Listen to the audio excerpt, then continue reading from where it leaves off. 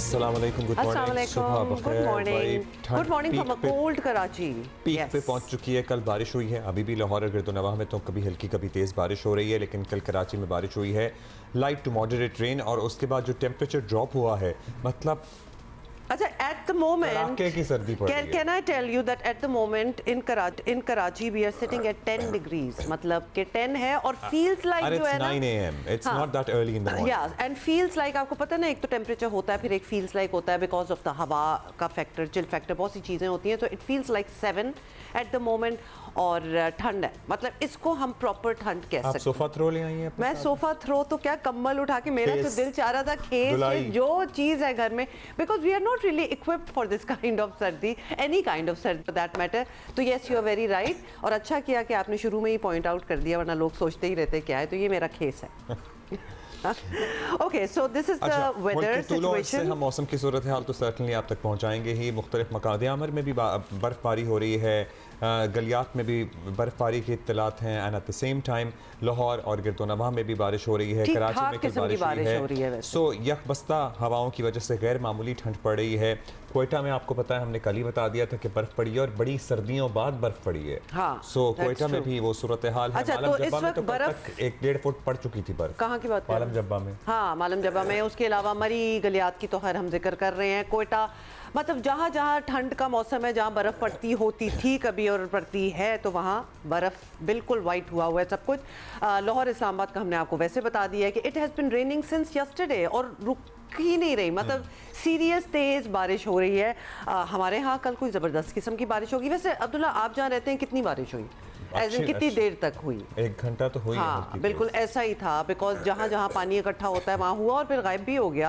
आज सुबह क्लियर ही लग रहा था जिस रास्ते से एटलीस्ट मैं आई हूँ, but yes, we did experience Quetta में। आपको पता है व्हाट्स द टेम्परेचर? -9, -9 मैंने महसूस किया गया है। चमन में -7 और -14 भी किसी जगह पे है, वो जगह नहीं मुझे मिल रही है।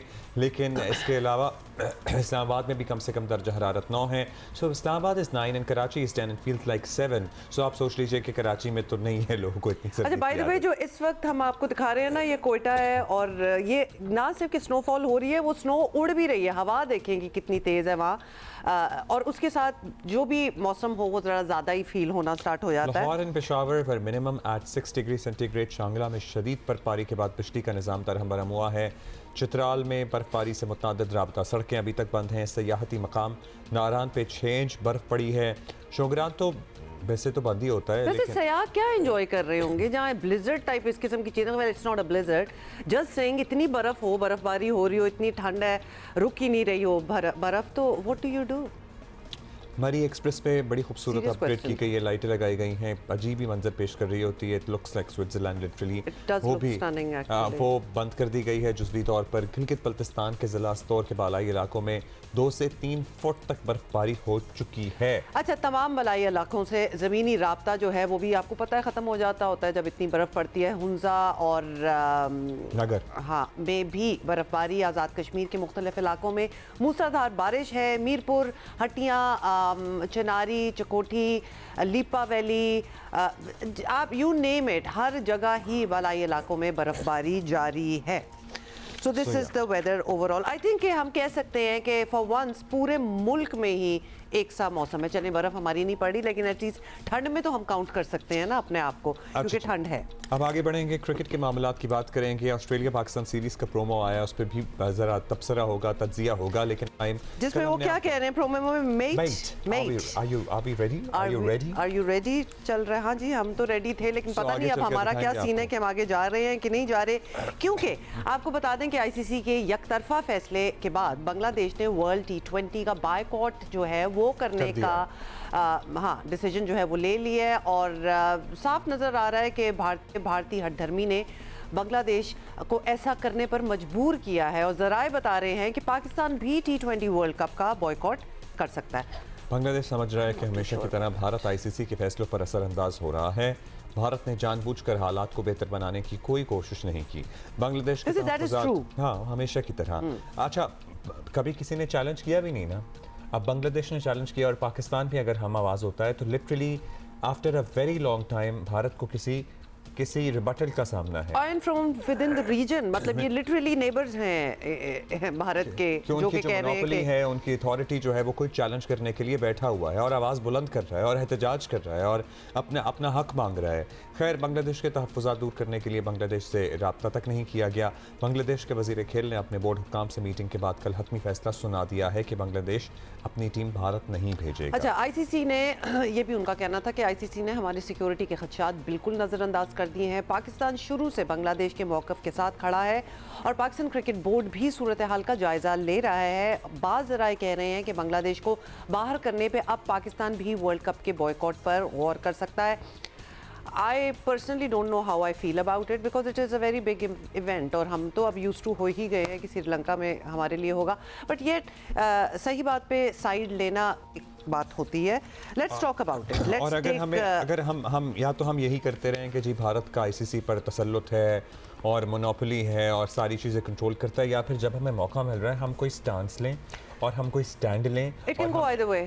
It does can. But when you take a stand and when you take a stance, then you know it can either go for you or against you. But आपका एक उसूली मौक़िफ़ होता है, in the long run आप वो जो monopoly बनाई हुई है किसी ने, उसको तो उसमें तो डेंट डाल रहे हो। शायद देखें, बात बिल्कुल आपके taking from what you just said end of course हम पर्सपेक्टिव भी लेंगे। सोहेल इमरान हमारे साथ हैं, अब्दुल माजिद भट्टी साहब भी हमारे साथ हैं, we will be talking to them. लेकिन चूंकि हमारे साथ इतने अरसे से ये हो रहा है कि we have not been able to play in India, India doesn't come to Pakistan, हम तो साइडलाइन हुए हैं and nobody really spoke up for us. तो अब अगर किसी और के साथ ये हो रहा है, ये वाला जो पर्सपेक्टिव है ना Abdullah, that does make sense. Good morning to both of you. के साथ ठीक हो जाएगा, हमारे साथ ये एंड तक होता रहेगा। नहीं, हमारे साथ तो ठीक होना, बिल्कुल भी not going to wait for that. भी हो रहा है तो हम, मेरा ख्याल है भट्टी साहब, आप पहले तो अपना या फिर पहले न्यूज़ ले लें, क्या एक्चुअली हमारा इरादा क्या है कि हम कर रहे हैं कि नहीं कर रहे। सोहेल इमरान, आपसे स्टार्ट करते हैं। क्या करेगा पीसीबी, क्या फैसला होगा? बिकॉज इन प्रिंसिपल तो बहुत बार हम ये बात कर भी चुके हैं, अब हमें पता है कि Bangladesh is out of the tournament, उन्होंने बॉयकॉट कर दिया है। Where do we stand? Umar, इससे पहले जब कभी भी कोई इस तरह के इश्यूज आते थे तो पाकिस्तान क्रिकेट बोर्ड खामोशी से, अगर कोई बोर्ड मीटिंग होती थी तो वहाँ पर किसी के हक में या किसी की मुखालफत में वोट दे दिया करता था। लेकिन ये पहली मरतबा हुआ है कि चेयरमैन पीसीबी मोहसिन नकवी के दौर में खुलकर पाकिस्तान क्रिकेट बोर्ड ने न सिर्फ एक ऐसे बोर्ड की जिसका एक मौक़िफ़ दुरुस्त तस्लीम किया जाना चाहिए, उसकी हर प्लेटफॉर्म पर पहले आईसीसी को ख़त लिखा, उसकी सपोर्ट में आईसीसी मजबूर हुआ कि बोर्ड मीटिंग एमरजेंट बुलाई गई। एमरजेंट मीटिंग में भी पाकिस्तान क्रिकेट बोर्ड ने उसका साथ दिया और अब भी यही इतलात हैं कि पाकिस्तान क्रिकेट बोर्ड अगर बांग्लादेश की हतमी फैसला कर लेता है आईसीसी, क्योंकि बांग्लादेश के जो क्रिकेट बोर्ड के सदर हैं अमीनुल इस्लाम बुलबुल, उन्होंने कल ये भी कहा था कि हम दोबारा एक मरतबा फिर आईसीसी से रब्ता करेंगे।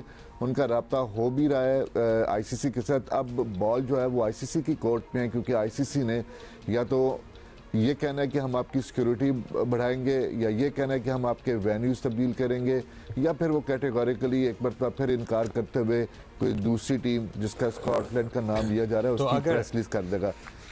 अगर वो इन्हें सिक्योरिटी बढ़ाने की यकीन दहानी देते हैं, या जिस तरह हमारे यहाँ स्टेट लेवल सिक्योरिटी दी जाती है टीमों को जो गैर मुल्की टीमें होती हैं, अगर वो इनको सिक्योरिटी बढ़ाने की यकीन दहानी कराते हैं या इनके विद इन इंडिया वेन्यूज़ तब्दील कर देते हैं, तो क्या बांग्लादेश फिर गौर करेगा या बांग्लादेश इससे कम पे मानेगा ही नहीं कि उनका वेन्यू श्रीलंका किया जाए? जी, अभी इस वक्त जो उनका स्टांस है वो तो बिल्कुल वही है कि हम इंडिया जाकर नहीं खेलेंगे। लेकिन कल जब प्रेस कॉन्फ्रेंस की है उन्होंने, अमीनुल इस्लाम ने अपने स्पोर्ट्स एडवाइज़र आसिफ नजरुल के साथ, तो उनका कहना था कि हमारा तो कोई एड्रेस ही नहीं किया गया किसी चीज़ को, ये भी नहीं कहा गया कि आपकी सिक्योरिटी बढ़ाई जाएगी। वेन्यू तब्दील करने की तो दूर की बात, उसमें तो उनके मौक़िफ़ को किसी तौर पर तस्लीम ही नहीं किया गया। तो वहाँ से कुछ लोगों ने अशारतन या ये समझा या अंदिया ये समझा कि शायद बांग्लादेश क्रिकेट बोर्ड अपना लचक दिखा देता अगर ये वाला भी प्रेस रिलीज में या उस बोर्ड मीटिंग में ये फैसला कर लिया जाता कि उनको सिक्योरिटी ज़्यादा फ्राहम की जाएगी। लेकिन अब तो बांग्लादेश अपने फैसले पे कायम है और ना चाहते हुए भी कि कुछ प्लेयर्स ऐसे थे जिन्होंने कल बोलना भी चाहा था, मीटिंग में उनको बोलने नहीं दिया गया, ये भी इतलात वहाँ से मौसूल हो रही हैं। लेकिन बड़ी बात है बांग्लादेश का। अब तक अपने मौक़िफ़ पर डटे रहना, अब अगले 24 से 48 घंटे के अंदर अंदर डेफिनेटली ऐलान करना पड़ेगा आईसीसी को, क्या वो उनकी बात को वो उसी तरह रहने देता है जो परसों थी, या किसी तरह और इसका रास्ता निकालने की कोशिश करता है। जी साहब, आईसीसी के जो हम आजकल स्टांसेस और हालात देख रहे हैं, बहुत ही इंडियन इन्फ्लुएंस भी हमें ऑब्वियसली नज़र आ रहा है कुछ अरसे से, जब से जय शाह जो है उनकी सदारत कर रहे हैं आईसीसी की। कुछ चेंज आप देखते हैं? क्योंकि उनकी बातों से इतने देर से ये बात हो रही है बांग्लादेश की विज़ावी सिक्योरिटी, कि अब शायद वो वाकई ये टाइम ले रहे हो ये फैसला करने के लिए कि जी बांग्लादेश तो नहीं आ रहा, हमने कौन सी टीम जो है दूसरी बुलानी है, मतलब ऑब्वियसली स्कॉटलैंड की बात हो रही है। आपको लगता है कि वो फैसला जो होना था, मतलब 24 घंटे में कुछ बदलने नहीं वाला? देखिए, आईसीसी हुमा अंडर प्रेशर तो है, लेकिन as a governing body of cricket, जिस तरह फीफा में हम देखते हैं, जिस तरह हम इंटरनेशनल ओलंपिक कमेटी में देखते हैं कि ये जो बड़ी बॉडीज होती हैं ये गैर जानिबदार होती हैं, लेकिन आईसीसी मुकम्मल तौर पर जानिबदार नजर आ रहा है।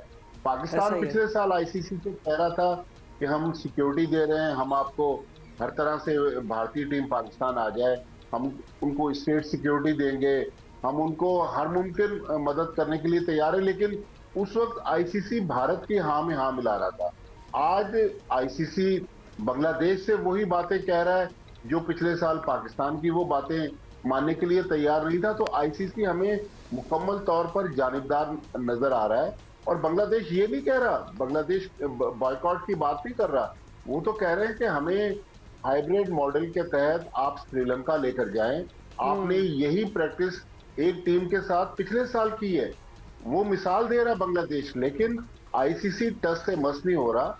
देखें, भारत अपने पैसे और जो उनकी पावर है उसके घुमंड में मुकम्मल तौर पर वो भी आईसीसी पर डोमिनेट होने की कोशिश कर रहा है। अच्छा, बल्कि मैं आपको एक खबर भी दे दूं, अब्दुल्ला के आईसीसी की इस मीटिंग के बाद जब बांग्लादेश ने कह दिया कि हम भारत नहीं जाएंगे, अब भारत ने, क्योंकि आपको पता है कि दुनिया भर में जितनी लीग्स होती है उनके मालिकान भारतीय हैं, अब भारतीय क्रिकेट बोर्ड की ये कोशिश है कि मुस्तकबिल में जहां जहां भारतीय मालिकान फॉरेन लीग्स को चलाते हैं, मुस्तकबिल में कोई बांग्लादेश का प्लेयर जो है वो उन लीग्स का पार्ट नहीं होगा, जिस तरह वो पाकिस्तान के साथ करते रहे हैं।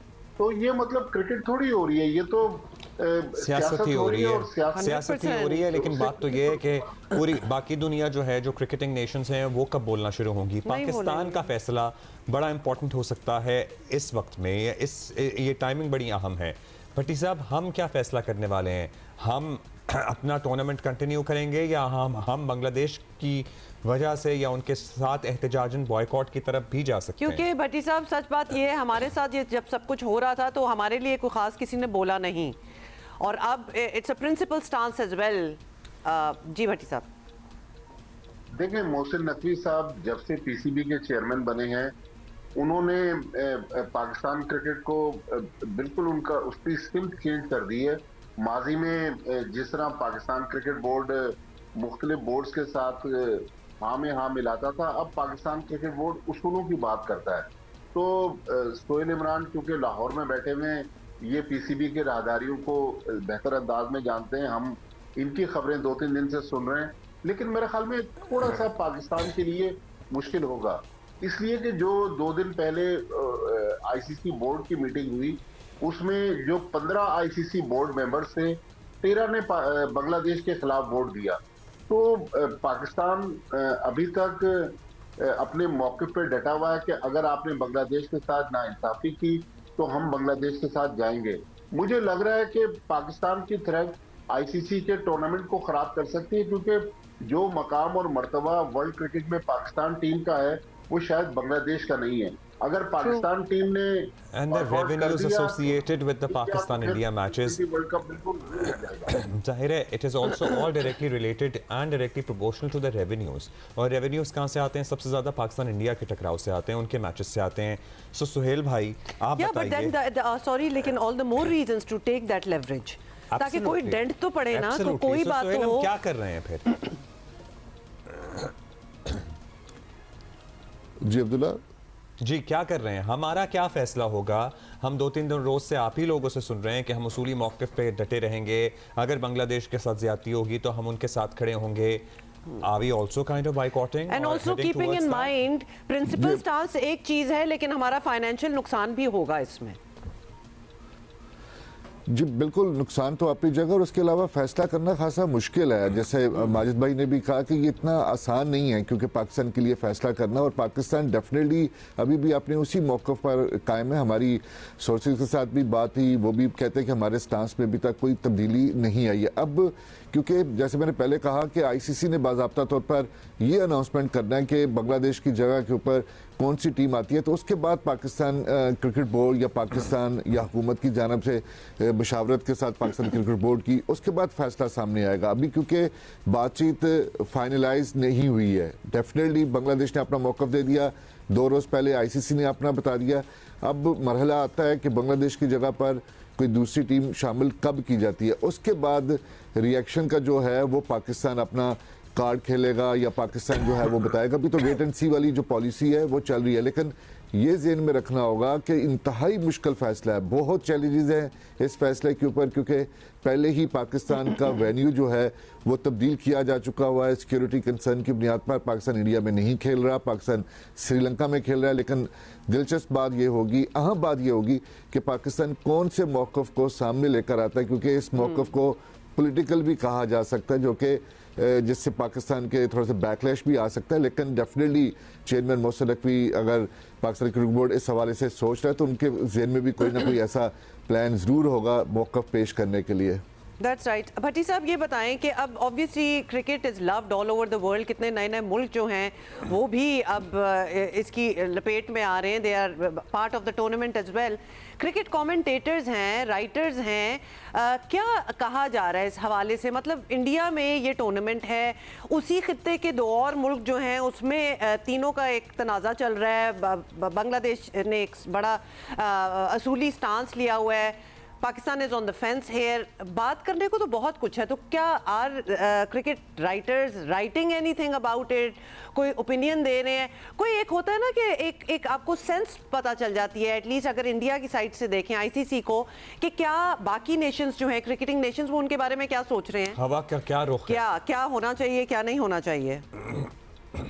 देखिए, भारत के मामले में पाकिस्तान के में भी आप देखें कि बहुत बड़े बड़े नाम है जो वर्ल्ड क्रिकेट में हमें कमेंट्री करते हुए नजर आ रहे हैं, लेकिन इस मामले पर हम किसी पाकिस्तानी क्रिकेटर की तरफ से एक लफ्ज भी अभी तक हमने नहीं सुना कि वो इस पे बात करें। उसकी वजह ये है कि अगर वो कुछ बोल जाएं तो फिर आपको पता है कि मुख्तलिफ जो फॉरेन लीग्स हैं, जिस तरह मैंने पहले कहा कि वहाँ भारतीय ओनर्स हैं, उनको पता है कि हमारी रोजी रोटी बंद हो जाएगी। लेकिन पाकिस्तान का कोई फॉर्मर क्रिकेटर इस बारे में, जो बड़े क्रिकेटर की मैं बात कर रहा हूँ, वो बोलने के लिए तैयार नहीं है। हमारे यहाँ राशिद लतीफ साहब बोल रहे हैं, सिकंदर बख्श साहब बोल रहे हैं, लेकिन जो बड़े नाम है जिस तरह रमीज राजा है, वसीम अकरम है, वकार यूनुस, इनकी तरफ से हमने एक लफ्ज भी नहीं सुना इस बारे में। लेकिन भारत जिस तरह अपनी ताकत के घमंड में आगे बढ़ रहा है, 2023 के वर्ल्ड कप में अब्दुल्ला तकरीबन 60 पाकिस्तानी सहाफियों ने भारतीय वीजों के लिए अप्लाई किया था। मैं उन 7 खुशकिस्मत लोगों में शामिल था जिनको भारत का वीजा दिया गया, लेकिन पाकिस्तान की टीम जब टूर्नामेंट से बाहर हुई तो हमें कहा गया कि विदिन आप भारत छोड़ दें। तो भारत जो है वो पाकिस्तानी कमेंटेटर्स, आपको याद होगा जैनब अब्बास का बड़ा फेमस वाकया हुआ, उनको अचानक कमेंट्री पैनल से हटाया गया, फिर जैनब अब्बास ने फ्लाइट पकड़ी और वो भारत से निकली। तो पाकिस्तानियों के लिए तो अभी भी मुश्किल है। इवन आईसीसी में जो पाकिस्तानी हैं उनको भी भारतीय वीजे इशू नहीं होते। ये 2023 के वर्ल्ड कप में भी ऐसा हुआ। तो भारत जो है, लेकिन दुनिया जो वर्ल्ड क्रिकेट है, जिस तरह सोहेल इमरान कह रहे हैं, वो भारत के साथ इसलिए खड़ी हुई है कि भारत का जो पैसा है वो उनको अट्रैक्ट कर रहा है। लेकिन शायद पाकिस्तान के लिए अब पैसा माने नहीं रखता। पाकिस्तान वो वाहिद मुल्क है जो अब भारत की आंखों में आंखें डाल के बात कर रहा है, और बांग्लादेश के मौक़िफ़ में भी पाकिस्तान ही भारत के साथ खड़ा हुआ है। इवन श्रीलंका, अफगानिस्तान, वो भी अभी हमारी जो टीम अनाउंसमेंट वगैरह है वो भी फिर अभी हम ना एक्सपेक्ट करें भट्टी साहब? मेरा ख्याल में अभी फिलहाल देखिए, एक तो प्रेशर की वजह से कल आईसीसी ने अनाउंस करना था बांग्लादेश का फ्यूचर, तो अभी 24 घंटे के लिए तो मजीद डिले हो गया, अनाउंस नहीं हो सका। लेकिन मेरा ख्याल में अभी मुश्किल है, जब तक ये मामला बांग्लादेश वाला सॉर्ट आउट नहीं हो जाता। ज़ाहिर है पाकिस्तान की टीम अनाउंस नहीं होगी, फिर ऑस्ट्रेलिया ने पाकिस्तान आना है इस महीने के आखिर में, उसके लिए भी T20 के लिए भी टीम अनाउंस होनी है, वो भी फिलहाल डिले नजर आ रही है। लेकिन वर्ल्ड क्रिकेट जो है वो भारत अपनी टर्म पर डिक्टेट कर रहा है, मेरे ख्याल में इससे क्रिकेट को बहुत ज्यादा नुकसान हो। उनको डेफिनेटली नहीं लगता होगा, वरना तो वो भी कुछ लचक दिखा देते और कोई कॉम्प्रोमाइज में आ जाते, लेकिन डेफिनेटली वो they think they are bigger than this, तो लिहाजा वो वेट करें। वैसे अब तो वीकेंड आ गया, तो अब फैसला शायद हो ही जाए। आज आखिरी वर्किंग डे है, मेरे ख्याल में आज कुछ ना कुछ होगा शाम। सोहेल भाई, कितना सीरियसली गौर हो रहा है, क्योंकि पाकिस्तान का इस टूर्नामेंट से बैकआउट होना, ये इसके बड़े सीरियस इंप्लीकेशन चले, फाइनेंशियल इंप्लीकेशंस हम पे भी होंगे, लेकिन ओवरऑल टूर्नामेंट पे भी होंगे, ब्रॉडकास्टर्स का भी नुकसान है, स्पॉन्सर्स का इंटरेस्ट भी लूज हो जाता है। I don't think so that ICC and BCCI अगर डिटाई में हो तो और बात है, but they also can not afford Pakistan being out of the tournament. हाँ, इतनी प्रैग्मेटिक फैसला नहीं होगा अगर उन्होंने ऐसा कर लिया। अभी मैं एक रिपोर्ट पढ़ रहा था, इंडियन मीडिया ने वो कोट किया हुआ है कि उसमें अगर बांग्लादेश ये नहीं जाता वहाँ पर खेलने के लिए वर्ल्ड कप में, तो उसके ऊपर जिस तरह के उसके नुकसानात माली तौर पर होंगे, तो एक मुख्तात अंदाजे के मुताबिक ये बताया गया कि उनके जो नुकसानात हैं वो 320 करोड़ टका से ज़ायद के नुकसान का जो उनके बर्दाश्त करना पड़ेगा, क्योंकि अब पाकिस्तान का रेवेन्यू जो है, जो रेवेन्यू शेयरिंग है आईसीसी में, वो पाकिस्तान की बांग्लादेश से कहीं ज़्यादा है।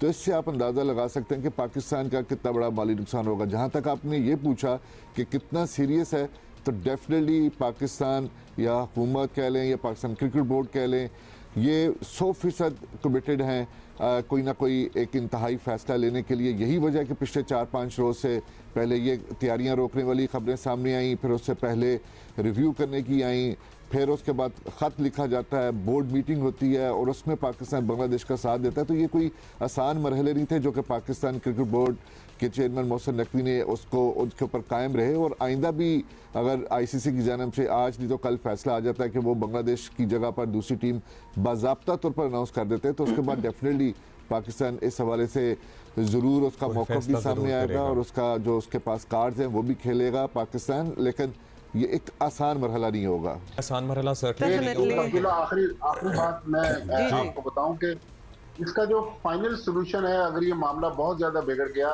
तो फिर ये खेलों की आलमी सालिसी अदालत जो है, ये मामला वहां पर जाएगा। शुक्रिया आपका भट्टी साहब, शुक्रिया आपका Sohail Imran, thank you so much. अच्छा, जो लोग हमें देख रहे हैं ना, and obviously the whole country is invested into cricket, do write to us, और एक जरा एक इनफॉर्मल पोल और ओपिनियन हो जाए आप लोगों का कि would you, of course we all want Pakistan to be a part of this tournament, why not, लेकिन बड़ा एक असूली मौक़िफ़ है। ये जब से मौजूदा चेयरमैन है, हमने सरेंडर ना करने का फैसला भी किया है। वो खड़े रहे, ट्रॉफी नहीं लेनी उन्होंने ना ले, ट्रॉफी अभी तक हमारे पास पड़ी हुई है, हम ही से लेंगे जब लेंगे। मतलब जो चीज़ें पहले नहीं होती थी वो होना स्टार्ट हो गई, और अबाउट टाइम टू, लेकिन this is a big faisla, तो how does the nation feel about it? Do write in to us, अपना कोई ओपिनियन वगैरह हमें दें। In the meantime Pakistan और ऑस्ट्रेलिया के दरमियान 3 T20 मैचेस का प्रोमो जो है, जो था मेट, We are ready. बहुत अच्छा मेट का है आपने, वेरी नाइस एक्सेंट, ये रिलीज हो गया basically social media. Australian accent नहीं होता, जो भी था मुझे यही लगा, मैं कभी ऑस्ट्रेलिया नहीं गई, सो आई डोंट नो, ये साउंड्स लाइक कर रहा है। अच्छा जी, ये सुने, ये बड़ा इंटरेस्टिंग होगा और लोगों का बहुत कुछ कहना है इस पे। हमारे जो सियासी रहनुमा है ना, अवामी नुमाइंदे, वो समझते हैं कि असासे जाहिर करने से सिक्योरिटी कॉम्प्रोमाइज़ होगी, तो बेसिकली कॉम्प्रोमाइज़ होती है और सबको उनकी रिहाइश और माली वसाइल का पता चल जाता है, और ये है वो खदशा जिसे जवाज़ बनाकर अरकान पार्लियामेंट ने अपने असासे खुफिया रखने का कानून जो है ख़ुद बनाया और मंजूर भी कर लिया है। How about that? फौरी नाफिज भी हो गया है। सोचिए ये जरा। बिल रुकने कौमी असम्बली शाजिया मरी की जानिब से पेश किया गया था। बिल के तहत स्पीकर कौमी असम्बली या चेयरमैन सेनेट को अब इख्तियार होगा कि वो किसी भी रुकन की दरख्वास्त पर उसके असासे ज़ाहिर न करें। बिल के अगराज़ मकासद में कहा गया है कि गैर ज़रूरी या हद से ज़्यादा तफसीलात अरकान और उनके अहल खाना की सिक्योरिटी के लिए ख़तरा बन सकती हैं, इसलिए ज़ाती सलामती और प्राइवेसी का तहफ़्फ़ुज़ होना चाहिए। इलेक्शंस एक्ट 2017 में की गई तरमीम के तहत जान या सिक्योरिटी ख़तरे के पेश नज़र किसी रुकन के असासे अवामी सतह पर शाया नहीं किए जाएंगे। स्पीकर या चेयरमैन सेनेट अरकान के असासे 1 साल तक खुफिया रखने के पाबंद होंगे। अक्टूबर में हुकूमत ने IMF का ये मुतालबा मान लिया था कि ग्रेड 17 से 22 तक के सरकारी अफसरान को असास ज़ाहिर करने का पाबंद बनाया जाएगा। अब ये आयरनी तो देखिए ज़रा कि हमारे अरकान असेंबली के लिए अपने असासे ज़ाहिर करना भारी पड़ रहा है। वजूहात जो भी हों, ऐसा तासुर कायम हो रहा है कि अवामी नुमाइंदे जो हैं वो अकाउंटेबल होने को तैयार ही नहीं है, वो जवाबदेह नहीं होना चाहते, तो है ना? समझते हैं। और अहमद बिलाल महबूब साहब हमारे साथ मौजूद हैं, पिलजाट के सरबराह हैं। बहुत शुक्रिया अहमद साहब। अहमद साहब, पार्लियामेंटेरियंस ने खुद को ये इख्तियार दे दिया है कि वो अपने असासों की तफसीलात खुफिया रखवा सकेंगे। अब अवामी नुमाइंदों को अवाम के सामने जवाबदेह होने का उसूल क्या यहाँ कॉम्प्रोमाइज़ नहीं हो रहा? बहुत शुक्रिया जी, बिल्कुल कंप्रोमाइज़ हुआ है। ये अवामी नुमाइंदों को अपनी आमदनी और अपने अखराजात और अपने एसेट्स और लायबिलिटीज़ ये कानून के मुताबिक जमा कराने ज़रूरी हैं, और ये 2002 से काम चल रहा है। लेकिन ये बहुत अफसोस की बात है कि पार्लियामेंटेरियंस ने खुद अपनी ट्रांसपेरेंसी को कंप्रोमाइज़ किया है। अब हर रुकन असम्बली या रुकन सेनेट ये कह सकेगा कि मेरी जान को ख़तरा है। जिसने भी अपने इस तरह के गोशवारे छुपाने होंगे वो स्पीकर को कह देगा और स्पीकर उसे रोक देगा। तो ये बिल्कुल बुनियादी असूलों की खिलाफ वर्जी है। और देखिए, इसमें बहुत नुकसान होगा, क्योंकि IMF ने तो सीनियर गवर्नमेंट ऑफिसर्स के भी गोशवारे पब्लिक करने के लिए कहा है और गवर्नमेंट ने उसको एग्री किया है। अब अगर ये पार्लियामेंटेरियंस के गोशवारे छुपाए जाएंगे तो हो सकता है IMF को भी इस पर एतराज़ हो, लेकिन असूली तौर पे गलत बात है और ये कंप्रोमाइज़ होगा ट्रांसपेरेंसी का असूल जो होना नहीं चाहिए। अब उसूल की कौन देख रहे हैं यहाँ पे? खुद ही उन्होंने, मतलब किसी ने तो ये तजवीज़ भी नहीं दी थी। They decided amongst themselves and passed it to. अच्छा, ये बताएं कि नया कानून ना भी बनता, इलेक्शन कमीशन जो असासों की तफसील मांगता है वो भी एक तरह से इख्तियारी ही होती है, यानी ना जमा कराने वालों को भी कोई ख़ास नुकसान नहीं होता जिन्होंने नहीं जमा कराई हो। तो फिर इलेक्शन कमीशन की इस एक्सरसाइज से क्या फ़र्क पड़ता है? नहीं, मेरे ख्याल में फ़र्क पड़ता है, क्योंकि इलेक्शन कमीशन, अभी आपने देखा होगा कि जिन लोगों ने वक्त पे अपने गोशवारे जमा नहीं कराए उनको सस्पेंड कर देती है उनकी मेंबरशिप।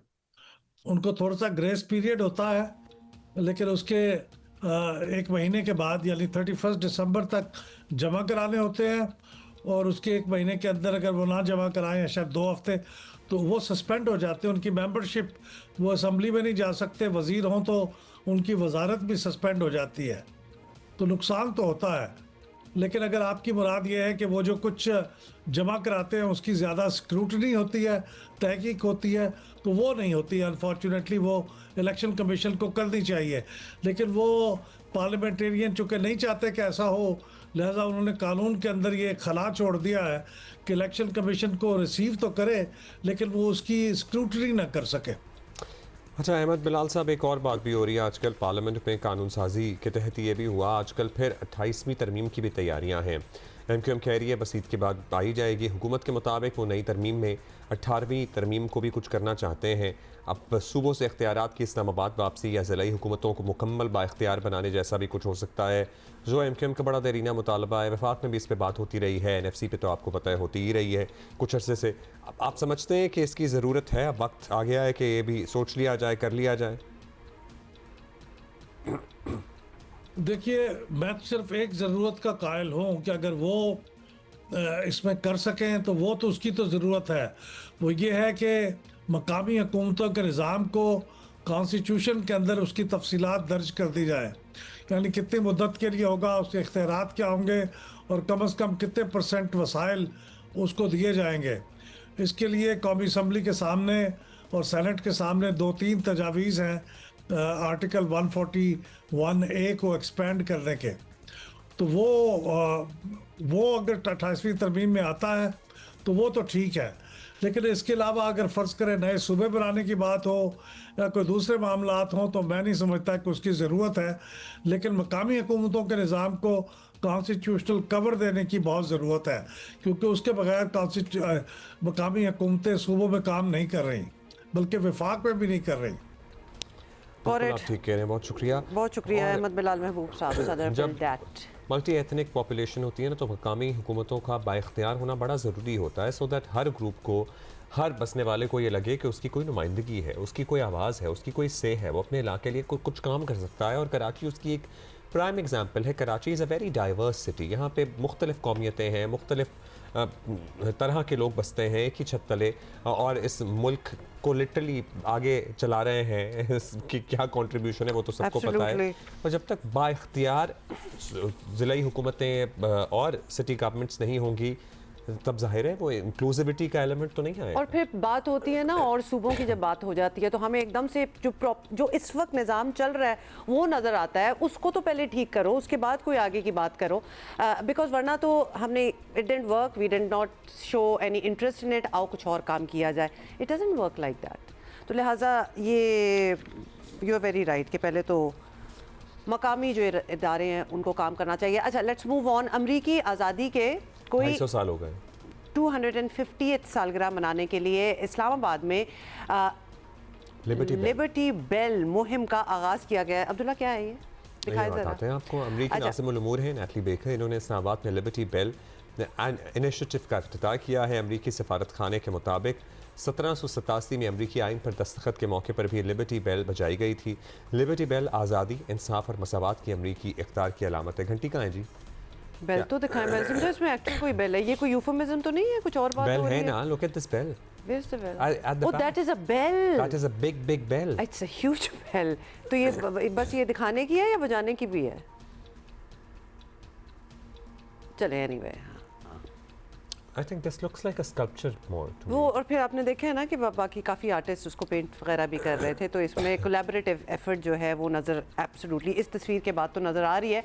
तो ये दिखाने वाली बेल ही है, ये नहीं बजेगी। But alright, let's talk about the weather once more, क्योंकि हमें इतना मज़ा आया है अपने मौसम में कि हम पूछना चाहते हैं कि ये प्रोलॉन्ग हो सकता है क्या कि नहीं। If you guys are just joining us, तो हम आपको बता दें कि कराची के बारे में जुमेरात को बारिश से मुतालिक महकमा मौसमियात की पेश गोई दुरुस्त साबित हुई और कराची के मुख्तलिफ इलाकों में कल तेज़ हवाओं के साथ गरज चमक के साथ बारिश भी हुई, और बारिश के बाद शहर का मौसम जो है वो सही मायनों में खुशगवार हो गया, जिसको कहते हैं ना कि ठंड हो गई। तो सर्दी हमारी आ ही गई, और नॉट हल्की फुल्की, गुड सर्दी। अब बारिश से जी शहर की फ़िज़ाएँ जो हैं वो साफ़ भी हो गई हैं। बीमारियाँ जो लोगों को हो रही थी, जैसे कि इधर, Abdullah, are you feeling better? I hope I feel better because viral होता है, आपको पता है 3-4 दिन तो लेना होता है। So तो माहिरीन मौसमियात का कहना है कि कराची में आज भी बादल छाए रहेंगे। वैसे सुबह तो ऐसी कोई क्लियर धूप निकली हुई थी और बड़ी खूबसूरत लग रही थी, इतने दिनों में ऐसी धूप नहीं निकली जहाँ। Why are you looking at me like that? मुझे तो नहीं कहीं धूप नजर आई। It was so bright in the morning. Abdullah, आप और मैं ना कराची को हमने संभाला हुआ है। जगह पे एक आप सिरे से और रहते हैं दूसरे सिरे और दूसरे से हम दोनों ने संभाल के रखा हुआ है। हम बिल्कुल ऑपोजिट कोनों में रहते हैं। साहब हमारे साथ मौजूद हैं, उनसे भी पूछ लेते हैं। डिप्टी डायरेक्टर हैं पाकिस्तान मेट्रोलॉजिकल डिपार्टमेंट से। अंजुम साहब, बारिश तो हो गई, ठंड में भी शदीद इजाफा हुआ है। अब ये जो स्ट्रेच है ठंड का, शदीद ठंड वाला राधा, ये कब तक चलेगा? कराची की पहले बात कर लें, फिर बाकी मुल्क का हाल भी आपसे जानेंगे। जी बहुत शुक्रिया। देखें, बारिश का पहले तो आइडिया था कि 22 और 23 को होगी, लेकिन फिर जब ये सिस्टम क्लोज हुआ तो फिर पता चल गया कि ये सिर्फ 22 तारीख की बारिश थी, जो कि लाइट टू मॉडरेट लेवल तक रहनी थी कराची में। और इसी तरह हमने देखा कि कराची के कुछ इलाकों में हल्की बारिश हुई, कुछ इलाकों में मॉडरेट लेवल तक बारिश हुई। मैक्सिमम बारिश हमारे पास 26 मिलीमीटर हुई, जो कि सुरजानी टाउन, जो कि नदरन आउटस्कर्ट्स हैं कराची के, वहाँ पर हुई। और ये सिलसिला तकरीबन बारिश का अब कराची से तो ख़त्म हो चुका है। अब मिनिमम टेम्परेचर जो हम एक्सपेक्ट कर रहे थे कि अ बिट लेस होगा, वो नहीं हो सका। 10.5 टेम्परेचर हुआ कराची का मिनिमम, लेकिन विंड्स की रफ्तार ज़्यादा होने की वजह से जो चिल फैक्टर है वो ज़्यादा रह रहा है और उसकी वजह से जो है वो कराची में ठंडक महसूस की जा रही है। और ये सिलसिला सर्दी का यानी कि 10-11 टेम्परेचर जो है ये कराची में तकरीबन एंड ऑफ द मंथ तक जारी रहेगा। तो आप कह सकते हैं कि कराची में ये जो एक सर्दी की लहर है ये एंड ऑफ द जनवरी तक बरकरार रह सकती है। अच्छा, ये एंड ऑफ द मंथ तक, ये बड़ी अच्छी आपने बात की है कि हम भी महसूस कर लें। अभी 10 दिन हैं महीना ख़त्म होने में, बारिश दोबारा होगी नहीं होगी, कुछ ऐसे भी इम्कान है या फिर जो होनी थी वो हो गई? देखें, फिल वक्त जनवरी में एक सिलसिला और तकरीबन 25 तारीख से इंतहाई वेस्ट बलूचिस्तान को मुतासर करने जा रहा है। इस दौरान जो है वो सिस्टम की ट्रफ तो रहेगी जिसकी वजह से मुल्क के अक्सर इलाकों में हाई लेवल क्लाउड्स भी रहेंगे। कराची में भी आपको हाई लेवल क्लाउड्स देखने को मिलेंगे। दिन का टेम्परेचर जो है वो लेस रहेगा। ताहम नाइट जो हम एक्सपेक्ट कर रहे थे कि बहुत ज़्यादा नीचे चला जाएगा टेम्परेचर, कोई 7 या 8 के अराउंड, तो वो तो चांस नहीं लग रहा due to the presence of clouds in the skies during the time. तो तकरीबन 9, 10, 11 तो रहने वाला है और हवा भी ठंडी रहेगी क्योंकि हमने कल्लात तक, बल्कि उससे भी थोड़ा नीचे तक एरिया तक जो है वो स्नोफॉल देख ली है और बलूचिस्तान के पहाड़ों पर एक अच्छी स्नोफॉल हो चुकी है, लाइकवाइज अपर कंट्री में भी। तो जिसकी वजह से जब ये यहाँ से हवाएं, शुमाली हवाएं साउथ का अहाता करेंगी यानी कराची की तरफ आएंगी तो वेदर बिट चिल रहने वाला है। अच्छा, बाकी मुल्क की सूरत हाल बताएं। इस्लामाबाद में बारिश हो रही है, लाहौर में एज वी स्पीक बारिश हो रही है। मैदानी इलाकों में क्या मौसम रहेगा? ज़ाहिर बारिश के बाद ठंड में इजाफा होगा। बीच में वही बारिश से पहले लग रहा था कि सर्दी चली गई है, लेकिन अब ये सर्दी स्ट्रेच करेगी towards the end of the month and maybe start of February too. जी ऑफ कोर्स सर्दी स्ट्रेच करेगी और सबसे ज़्यादा बारिश हमने पारा चनार में देखी है, तकरीबन 110 मिलीमीटर आज सुबह 8 बजे तक। इसी तरह गिलियात मरी में भी एक अच्छी स्नोफॉल देखी। जबकि मैं आपको बताता चलूँ कि मालम जप्पा में तकरीबन 38 इंच तक बर्फ़ जो है वो रिकॉर्ड की जा चुकी है। लाइकवाइज जो है वो मरी में तकरीबन 12 इंच 1 फुट की बर्फ़ हो चुकी है और ये सिलसिला अभी वक्फे से जो है आज का दिन जारी रहेगा। लाइकवाइज इस्लामाबाद में भी आज वक्फे से बारिश के चांसेस रहेंगे और ये सिलसिला जो है आज के बाद जो है वो ईस्ट की तरफ मूव कर जाएगा। तहम जो मुल्क के इंतहाई शुमारी इलाके हैं जिसमें आप नर्दर्न केपी कह लें और जीबी के इलाके हैं, यहाँ पर अभी मज़ीद वक्फे से बारिश और बर्फ़बारी का सिलसिला बरकरार रहेगा। इसी वजह से जो है वो ठंड जो है वो इन इलाकों में मज़ीद बढ़ जाएगी और एक्सपेक्टेड यही है कि एंड ऑफ मंथ तक ये सर्दी की शिद्दत बरकरार रहेगी। फरवरी में मज़ीद ये है कि सिलसिले जो हैं वो मगरिबी हवाओं के आते रहेंगे। तो अभी अपर कंट्री से तो आप ये कह सकते हैं कि सर्दी अभी मिड फैब तक रहेगी और अगर हम सदर्न साइड की बात करें तो बेहतर रहेगा टेम्परेचर। कोई बहुत ज़्यादा गर्मी जैसे लास्ट ईयर हमने देखी थी, ऐसा इम्कान अभी फिल वक्त नज़र नहीं आ रहा है। अच्छा, हम तो लाहौर में बसंत करने के मूड में हैं और बसंत तब होती है जब मौसम जो होता है वो थोड़ा सा बदल रहा होता है, लेकिन आपकी बातों से ये लग रहा है कि जैसे मौसम जो है वो ठंडा ही रहेगा फेब में भी। अंजुम नज़ीर साहब, हम आपसे ज़रा मुल्क से बाहर के भी हालात इसलिए पूछना चाहते हैं क्योंकि सोशल मीडिया पे कुछ हमने वायरल तस्वीरें देखी हैं रशिया में किसी शहर की जहां कोई अनप्रेसिडेंटेड किस्म की बर्फ़ पड़ी है जो कि कुछ स्टोरीज हाई है, मतलब एक बिल्डिंग के 2, 3, 4 फ्लोर्स तक हाई है। लोगों ने अपने घरों के दरवाजे खोल के टनल्स बना के वो बाहर निकले हैं। ये पूरा ही ग्लोबल वेदर ही कुछ बदल रहा है और इस साल हमें अजीबोगरीब चीज़ें देखने को मिल रही हैं। जी देखें, बिल्कुल आप सही कह रही हैं कि it is not only in Russia, even in northern Japan the same situation is happening over there also. वहाँ पर भी जो उनको होक्काइडो एरिया है जो बिल्कुल एग्जैक्ट नॉर्थ में है, वहाँ पर भी जो है इस संडे तक जो है वो कंटिन्यूस स्नोफॉल नज़र आ रही है और उन्होंने जो है अलर्ट्स भी इशू कर दिए हैं। मैं जापान की बात कर रहा हूँ। लाइक वाइज सिचुएशन रशिया की है और रशिया के इन एरियाज़ में लाइक वाइज स्नो बिल्कुल होती है और थोड़ी सी आप इसको अनयूजुअल इसलिए कह सकते हैं कि जो हमारा पोलर आउटब्रेक था जिसको लोगों ने कहा था पिछले दिनों के जी पोलर वर्टेक्स जो है वो बहुत हो जाएगा। ऑफ कोर्स जो रशिया है वो तो आप कह लेना कि बिल्कुल नदर्न एरियाज़ हैं, नदर्न हेमिस्फेयर के, तो वहाँ पर तो इसका इम्पैक्ट आना ही आना था। तो लाइक वाइज वहाँ पर इम्पैक्ट आया और ये उनके लिए नॉर्मल थिंग है। हाँ, आप कह सकते हैं कि थोड़ी सी यानी कि उसमें एक्सट्रीमनेस नज़र आई आफ्टर ईयर्स कि वहाँ पर जो है स्नोफॉल इस लेवल तक गई है। तहम ये आप कह सकते हैं कि ऑल दो कि इस वक्त हम जो हमारा मेन पैरामीटर होता है जिसको आप लानीना कहते हैं, वो एक्टिव है, लेकिन उसके बावजूद जो है वो स्नोफॉल में काफ़ी हद तक जो है वो हमें एग्रेशन नज़र आ रहा है इन नदर्न हेमिस्फीयर। और it is also good for us के जो हमारा यूरेशियन प्लेट पे जब यूरेशियन एरिया के अंदर जब स्नोफॉल कवर अच्छा होता है तो हमारा जो पानी का रिजर्वायर है इस पूरे एरिया में वो अच्छा बढ़ जाता है। चलें, as long as it works out for us, क्योंकि हम टीवी पे देखते हैं तो हमें काफ़ी खतरनाक उनका सीन लग ओवरऑल रहा है। हम अपनी यहाँ अगर बारिशों की बात करें या सर्दी की बात करें, हमारी यहाँ बड़ी भी ड्राई विंटर्स चल रही थी गुज़श्ता कुछ सीज़न से। इस मरतबा आपको क्या लगता है हमारे ग्लेशियर्स को भी ज़रा तकवीत मिली होगी, क्योंकि अर्ली बर्फ़ पड़ गई इसलिए उन्हें बर्फ़ को टिकने का और जमने का मौका मिल गया। फिर बारिश भी हो ही रही है समहाउ, एक महीने में एक दफ़ा तो अगर कराची में हो रही है तो बाकी मुल्क में तो ज़्यादा ही हो रही है। जी बिल्कुल, ऑफ कोर्स आप यूँ कह सकते हैं कि अब तक की जो स्नोफॉल है वो ऑलमोस्ट जो हमारी विंटर नॉर्मल्स है उसके क्लोज है, और ये एक अच्छा साइन है जिसकी वजह से हमारे जो ग्लेशियर्स हैं उनको थोड़ी सी जो है वक़्त मिलेगी, उनकी स्ट्रेंथ डेवलप होगी। फिर आने वाले टाइम में जो है हमारा जो वाटर लेवल है हमारे रिजर्वायर्स में वो अच्छा रहेगा, क्योंकि जितनी अच्छी स्नोफॉल होगी उतना ही हमारा जो रिजर्वायर है वो स्ट्रॉन्ग होगा।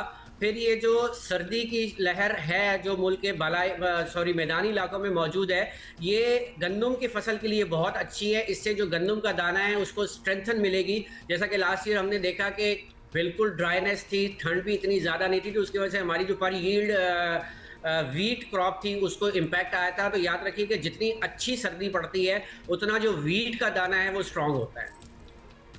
बहुत शुक्रिया आपका अंजुम साहब। बहुत शुक्रिया, thank you. So far it's good. Just enjoy the weather. मतलब कब मिलता है हमें, मैं एटलीस्ट कराची वालों को कह रही हूँ, तो it's gonna stay for another week 10 days. इसी तरह ठंड की फील्स होंगी और फिर फेब में बदल जाएगा, which we are used to also. Plaza पे अब सर्च ऑपरेशन तो अभी चल रहा है, कल बताया जा रहा था कि जल्द खत्म कर दिया जाएगा। 5 दिन हो गए हैं, 5-6 दिन हो गए हैं ऑलमोस्ट, लेकिन लाइक जो सो मेनी अनआइडेंटिफाइड बॉडीज हैं, जो लोग लापता अभी भी अपने प्यारों की तलाश में है कि उनकी लिटरली सिर्फ तदफीन कर सकें, उनकी कब्र तो बना लें, उनका क्या बनेगा। तो गुल प्लाजा की आग जो है, आपको पता है कि उसमें दर्जनों जिंदगियां निकल ली हैं। उस आग ने अरबों रुपए का सामान जो है वो जलकर खाक हो गया, और साथ ही शहर में गवर्नेंस को बेहतर बनाने के दावे भी राख बिल्कुल हो चुके हैं। अब हालात ये हैं कि लवाहिकीन रेस्क्यू कार्रवाइयों और तहकीकाती अमल से मुतमईन नहीं हैं। एम.ए. जिन्ना रोड पर मुतासरीन ने कल एहतजाज किया। बाज़ अफराद ने इमारत में जाने की कोशिश भी की, मगर उन्हें ऑब्वियसली रोक दिया गया क्योंकि पूरी इमारत गिरने का खदशा मौजूद है। गुल प्लाजा में 88 लापता अफराद में से 67 की लाशें या वाक़यात मिल चुकी हैं। 67 की वाक़यात या लाशें जो हैं वो मिल चुकी हैं। इमारत के बाहर अपने प्यारों की खबर सुनने के लिए लोगों का दुख जो है वो नाकाबिले बयान है। इनफैक्ट आप देखें कुछ। ये है मेरा भाई, हफ्ते के दिन से लापता है और मैं इसकी बहन हूँ। माँ इंतजार कर रही है, बाप इंतजार कर रहा है, 6 दिन लग गए। वो लोग कैसे रातें काट रहे हैं, अगर तुम लोगों को एहसास होगा तो तुम लोग जानते होंगे उन पे क्या गुजर रही है। हमें बस ये चाहिए, हमारा भाई आज किसी भी हालत में चाहिए ही चाहिए, और हम यहाँ से लेके ही जाएंगे। हमारा बच्चा हमें तो चाहिए, या हमें कोई शराब दे दो, हम हमारे हाथों से इसको दफना दे। ऊपर से गाड़ियाँ उतर सकती है, ये खिड़की देखो यहाँ, इससे लोग नहीं निकल सकते। बड़ा मुश्किल है दिल को ये समझाना कि अब ये बात ख़त्म हो चुकी है, लेकिन having said that naturally they want something out of it, कि कोई कुछ तो मिल जाए, कुछ किसी रोने के लिए कोई चीज़ सामने हो। It's a difficult time for everybody. दूसरी जानब सिंध हुकूमत सख्त तनकीद की ज़द में है, सारी उंगलियाँ उसी की तरफ उठ रही हैं। इस वाक़े के बाद सिंध हुकूमत की लगातार 18 साल की कारकर्दगी घर घर में ज़ेर बहस है। नून लीग के अलावा तमाम सियासी जमातें पीपल्स पार्टी की हुकूमत को आड़े हाथों ले रही हैं। कराची के तबाह हाल इंफ्रास्ट्रक्चर, सरकारी इदारों की नाअहली, ख़ास तौर पर सिंध हुकूमत की बैड गवर्नेंस को शहर को लेकर पर्टिकुलरली शहर के हालात का ज़िम्मेदार करार दिया जा रहा है। MQM के रहनुमा मुस्तफ़ा कमाल ने कल कराची में प्रेस कॉन्फ्रेंस की। उनका कहना था कि 18वीं तरमीम नासूर बन चुकी है, ये निज़ाम नाकाम हो चुका है। कराची के मसाइल का एक ही हल है कि इसे विफाक का हिस्सा बनाया जाए। मैं रियासत को आज 2 बातें कहना चाहता हूँ, मुल्क चलाने वाले को, इनफ इज इनफ, ये नहीं सुधरेंगे। मैं आज ये बहुत ही मुअद्दबाना मुतालबा, गुजारिश, रिक्वेस्ट करना चाहता हूँ पाकिस्तान बचाने के लिए कि कराची को आर्टिकल 148, आर्टिकल 149 के तहत फेडरल टेरिटरी का हिस्सा बनाया जाए। ये शहर जितना पोटेंशियल वाला है, इसके पोटेंशियल को देखते हुए ये किसी इस जैसे सूबाई एडमिनिस्ट्रेशन के हाथों में नहीं दिया जा सकता। फेल हो गई है। इसको वफाक इसी जुल्फकार अली भुट्टो के दिए हुए आइन में आर्टिकल 148, 149 के तहत वफाक इंटरवीन करे और हमें वफाकी दारुल खिलाफा का हिस्सा बनाए। हाँ, पाकिस्तान में एक एडमिनिस्ट्रेटिव दारुल खिलाफा है इस्लामाबाद, ये पाकिस्तान का फाइनेंशियल दारुल खिलाफा होगा। इसको पाकिस्तान का फाइनेंशियल दारुल खिलाफा बनाया जाए, इसको पाकिस्तान का फाइनेंशियल कैपिटल बनाया जाए इसी आइन में रहते हुए। सूबे जब बनाएंगे बनाएं, आज ये काम हो सकता है। अच्छा जी, तो आपने सुन लिया। साथ ही आपको बताएं कि सिंध हुकूमत ने मुस्तफ़ा कमाल की प्रेस कॉन्फ्रेंस के रद्द अमल में कहा है कि MQM सानेहा गुल प्लाजा पर सियासत कर रही है और सिंध के सीनियर वजीर शजील मेमन का कहना था कि ऐसे लोग 18वीं तरमीम ख़त्म करने की बातें कर रहे हैं जिन्होंने लोगों को भत्ते के चक्कर में ज़िंदा जलाया। तो काफ़ी इल्ज़ाम जो हैं बैक एंड फोर्थ वो भी चल रहे हैं कि 18वीं तरमीम ख़त्म करने से या कराची को वफाक के हवाले करने से ऐसे वाक़यात नहीं होंगे। सुने क्या उनका कहना था। वो जमातें बात कर रही जिन्होंने हाथ से इन लोगों ने जिंदा लोगों को भत्ते के चक्कर में जलाया भी है। साने आशूरे के बाद जो बोल्टन मार्केट में आग लगाई गई, और ये मैं नहीं बोला लगाई गई, ये पाकिस्तान की तमाम एजेंसियों की एक ज्वाइंट रिपोर्ट थी, एक JIT जिसने कहा कि वहां पर आग लगाई गई। आग तो आप लोगों ने लगाई, लेकिन उस आग लगाने के बाद उन लोगों को आपने, इसी कराची के लोगों का आपने कारोबार छीना, लेकिन उसको कंपनसेट फिर गवर्नमेंट नहीं किया बैठकर। आप आज बैठकर ऐसे मौके में जब लोगों के अभी तक आंसू नहीं पहुंचे हैं, आज भी इस वक्त जब हम बात करें तो लवाहिकीन उस गुल प्लाजा के बाहर खड़े हुए हैं अपने उन प्यारे लोगों की डेड बॉडीज के लिए। वहां पे बैठकर आप पॉलिटिक्स कर रहे हैं, वहां पे बैठ के आप इल्जामात लगा रहे हैं और अजीबोगरीब बातें कर रहे हैं। कल फिर शाहज़ेब खानज़ादा के प्रोग्राम में भी इन्होंने अपना यही केस सामने रखा, फिर उसका जवाब भी दिया नासिर शाह साहब ने। हम ज़रा इस डिस्कशन को आगे बढ़ाएंगे। हमारे साथ 3 लोग मौजूद हैं। मज़हर साहब कराची के ज़ाहिर हालात जानते हैं, यहीं पे रहते हैं, बसते हैं और कराची की सियासत को बड़ी क्लोजली इन्होंने मॉनिटर किया है।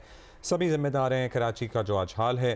फिर बैरिस्टर राजा खलीक अंसारी साहब हैं, तर्जुमान हैं सिंध में वफाकी हुकूमत के। अच्छा, ठीक है, बिल्कुल। और साथ ही हमारी कॉरेस्पॉन्डेंट शवाला बाहर मौजूद हैं, जिनसे हम सर्टनली ये जानने की कोशिश करेंगे कि लोगों को कुछ चाहिए दफनाने के लिए। In fact let's take an update from Shawala first और फिर हम अपने बाकी गेस्ट की तरफ आते हैं। शवाला, बताइएगा कि क्या सूरत हाल है और बाकियात मिलने की बात हो रही है, फोरेंसिक्स में काफ़ी टाइम लगता है, बॉडीज़ कितनी आ चुकी हैं अब तक, और बॉडीज़ का भी सिलसिला हमें पता चल गया है कि अब वो कोई भी प्रॉपर अगर 88 लापता हैं और उसमें से 67 आए हैं तो अभी भी 11 का डिफरेंस तो आ रहा है ना। और हमें कैसे पता है कि 67 आए हैं? मतलब पूरी होल बॉडीज तो उस तरह कितना है नहीं। शवाला, आप बताइएगा। 21 का। देखिए, यकीनन एक बहुत बड़ा सानिया है कराची के लिए, और अब तक की जो अपडेट है हमारा उसके मुताबिक जो 67 रिमेन्स हैं वो प्रोसेस हो चुके हैं और उसमें 17 अफराद की जो लाशों की शनाख्त है वो हो चुकी है। 6 जो लाशें थी वो काबिल शनाख्त थी और 9 लाशों की जो शनाख्त है वो DNA से मुमकिन पाई है। एक की शनाख्त CNIC से हुई थी और एक की लॉकेट से उसके फैमिली मेम्बर ने उसके रिमेन से जो शनाख्त है वो की थी। और हम ये देख रहे हैं कि बड़ी तादाद में जो इंसानी बाकियात हैं वो अब भी प्रोसेस हो रहे हैं, वो मौजूद हैं, लेकिन जो उनके DNA सैंपल लेना है वो भी बहुत ज़्यादा मुश्किल हो रहा है। वो इसलिए भी है क्योंकि जो हड्डियां हैं वो बिल्कुल मुकम्मल तौर पर ख़त्म हो चुकी हैं, टूट चुकी हैं, तो उनकी वजह से उनका DNA सैंपल लेना वहाँ से काफ़ी ज़्यादा मुश्किल है। एक तो इसमें मैं आपको थोड़ा सा ये बताऊँ कि वहाँ पर सर्चिंग ऑपरेशन के दौरान काफ़ी ज़्यादा जो मिसहैंडलिंग थी वो भी हुई, जिसकी वजह से जो बहुत ज़्यादा जो हड्डियाँ थी वो मिक्स हुई आपस में, काफ़ी ज़्यादा टूटी भी, जिसकी वजह से जो है वो अभी काफ़ी मुश्किल है उन DNA का।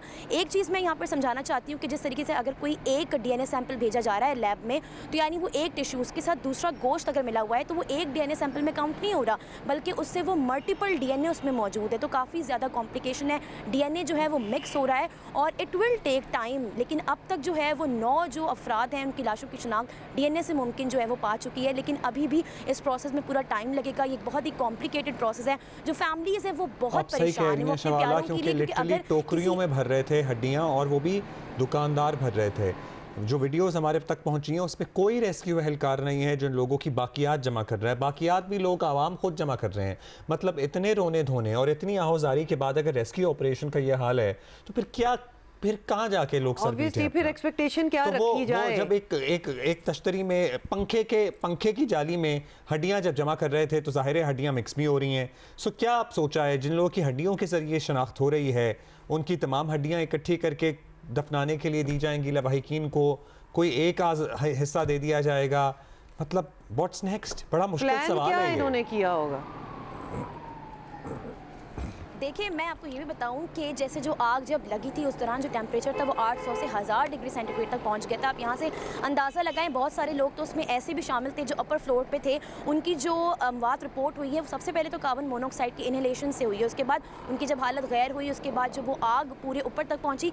इसके साथ ही जो अभी ज्वाइंट फैसला है वो ऐसा कोई लिया नहीं गया, रिमेन्स पर काम किया जा रहा है। कोशिश ये की जा रही है कि जो भी रिमेन्स है, क्योंकि जो फैमिली मेम्बर्स है वो चाहते हैं वो किसी एक बॉडी पार्ट पर नहीं मुतमईन होंगे। ऑब्वियसली वो चाहते हैं कि तमाम तर बॉडी पार्ट्स हमें हमारे प्यारों के मिलें, लेकिन मुश्किल ये आ रही है कि अगर किसी एक बॉडी पार्ट से कोई रेफरेंस डीएनए मैच भी करता है, लेकिन हम बाकी बॉडी पार्ट्स हम कहाँ ढूंढेंगे? तो अभी कोई ऐसा ज्वाइंट फैसला नहीं लिया गया इस हवाले से, क्योंकि डीएनए आपस में बहुत मिक्सड हैं। तो अभी इस पर काम हो रहा है। बाकी जो पर्सनल बिलोंगिंग्स है लोगों की, उसके जरिए भी जो फैमिली आइडेंटिफिकेशन अगर कर सकती है तो वो भी उसमें मुमकिन हो सकती है। कहाँ पर उनकी लास्ट लोकेशन देखी गई थी, कहाँ पर लास्ट उनसे बात की गई थी, किस वक्त वो मौजूद थे कहाँ पर, तो इन सब चीज़ों से भी, इनकी मदद से भी बहुत सारी जो एक फाइंडिंग्स हैं वो मुमकिन हो सकती है। लेकिन डीएनए सैंपलिंग्स पे अभी तक जो काम है वो जारी है और अभी तक सर्च ऑपरेशन आज भी इस मराहिल में दाखिल है कि अभी भी थैंक यू शबाला, आपकी भी बातों से पता चल रहा है। और ऑब्वियसली 6 दिन हो चुके हैं सानहे के बाद एक और सानहा ये है कि ये जो सारी collection of the body parts और फिर उनकी आइडेंटिफिकेशन और फिर लोगों के मुतालबे।